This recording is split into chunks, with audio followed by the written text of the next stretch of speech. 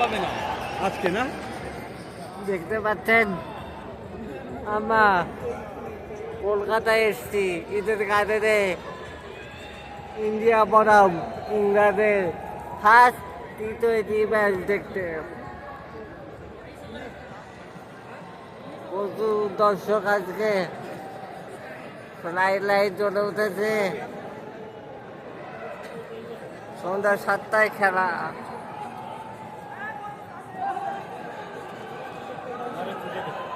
চলছে প্র্যাকটিস।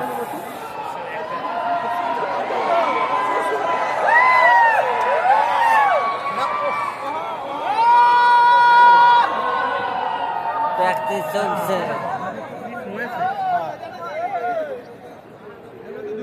দর্শক আসা শুরু হয়ে আছে।